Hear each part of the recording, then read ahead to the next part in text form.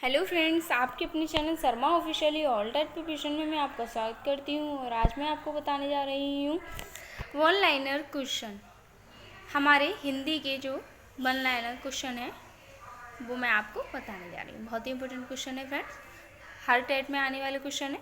तो आप मेरे चैनल को सब्सक्राइब कीजिए, लाइक कीजिए, कमेंट कीजिए और शेयर कीजिए। ठीक है फ्रेंड्स, अब देखिए, जिन शब्दों के अंत में आ आता है उन्हें क्या कहते हैं। जिन शब्दों के अंत में आ आता है तो उन्हें क्या कहते हैं, तो उन्हें अकारांत कहते हैं।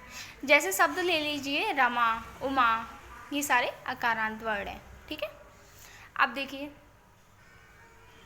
हिंदी वर्णमाला में अयोगवाह वर्ण कौन से हैं। तो अयोगवाह वर्ण जो होते हैं वो अंग, आह, अंग, आह, ये वर्ण अयोगवाह वर्ण कहलाते हैं। अगर आपसे पूछ ले अयोगवाह वर्ण कौन से होते हैं तो ये होते हैं।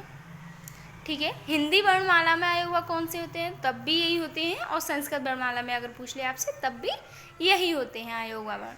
ठीक है, अब देखिए, हंस में लगा अंग का चिन्ह कहलाता है। तो ये क्या कहलाता है, तो ये अनुस्वार कहलाता है। ठीक है, आपसे यहाँ पर कुछ भी दे सकता है, रंग दे देगा तो रंग में लगा अंग का शब्द चिन्ह क्या कहलाता है ये पूछ सकता है, तो वो अनुस्वार कहलाता है।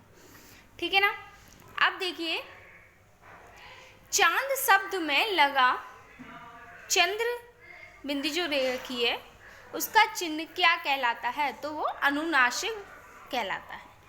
ठीक है ना, अनुनासिक कहलाता है। नेक्स्ट क्वेश्चन, भाषा की सबसे छोटी इकाई क्या है। तो भाषा की सबसे छोटी इकाई क्या है, वो है वर्ण। भाषा की सबसे छोटी इकाई क्या है, वो है वर्ण। नेक्स्ट है, जिन शब्दों में किसी प्रकार का विकार या परिवर्तन नहीं होता उसे क्या कहते हैं। जिन शब्दों में किसी प्रकार का विकार या परिवर्तन नहीं होता तो उसे क्या कहते हैं, तो उसे तत्सम कहते हैं। ठीक है ना फ्रेंड्स, तत्सम कहते हैं। नेक्स्ट देखिए, कार्य के होने का बोध कराने वाले शब्द को क्या कहते हैं। कार्य के होने का बोध कराने वाले शब्द को क्या कहते हैं, तो उसे क्रिया कहते हैं। क्रिया कहते हैं। ठीक है, क्रिया कहते हैं। भाषा के शुद्ध रूप का ज्ञान किससे होता है। तो भाषा के शुद्ध रूप का ज्ञान हम व्याकरण द्वारा ही कर सकते हैं।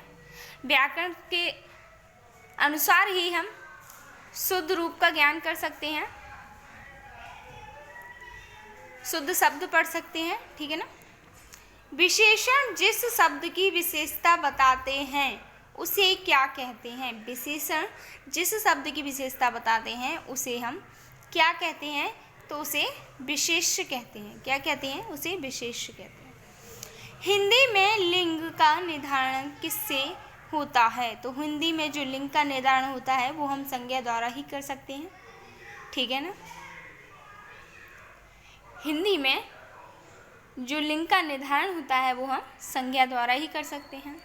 नेक्स्ट देखिए, क्रिया का मूल रूप क्या कहलाता है। जो क्रिया का जो मूल रूप है वो धातु कहलाता है। क्या कहलाता है, धातु कहलाता है। क्रिया का मूल रूप क्या कहलाता है, तो वो धातु कहलाता है। और अगर आपसे पूछ ले किसका मूल रूप धातु कहलाता है, तो वो क्रिया का मूल रूप जो होता है वो धातु कहलाता है। नेक्स्ट देखिए, सर्वनाम के साथ प्रयुक्त होने वाली विभक्तियाँ होती हैं। सर्वनाम के साथ प्रयुक्त होने वाली विभक्तियाँ होती हैं। जो विभक्तियाँ होती हैं सर्वनाम के साथ जो प्रयुक्त होती हैं, प्रयोग की जाती हैं, तो उन्हें हम संश्लिष्ट के नाम से जानते हैं। किसके नाम से जानते हैं, हम उसे संश्लिष्ट के नाम से जानते हैं।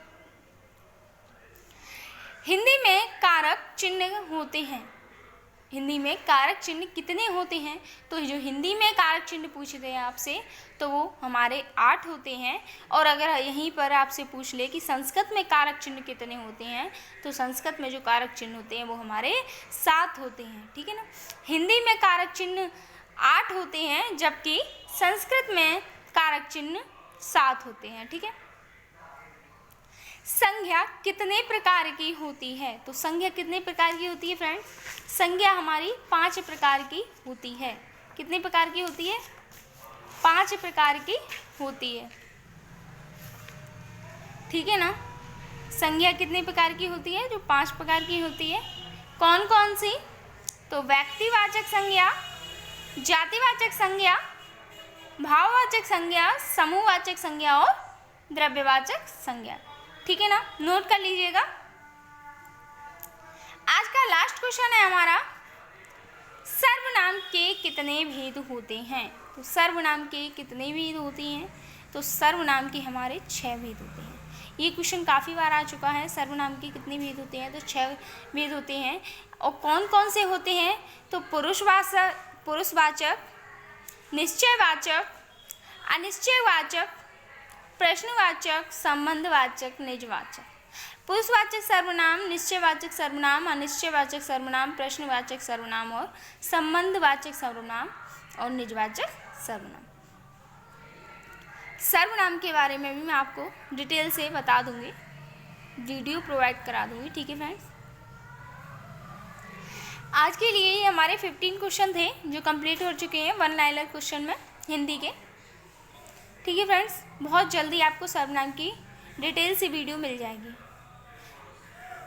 फ्रेंड्स, मेरे चैनल को सब्सक्राइब कीजिए, लाइक कीजिए, कमेंट कीजिए और शेयर कीजिए। मेरा टेलीग्राम चैनल भी है, आप उसे भी ज्वाइन कीजिए, जिसकी लिंक आपको डिस्क्रिप्शन बॉक्स में मिल जाएगी। ठीक है ना फ्रेंड्स, एक लाइक तो कर ही दीजिए, जिससे कि मुझे पता चल जाए कि हाँ मैं कुछ तो अच्छा कर रही हूँ। ठीक है ना friends, take care, bye bye.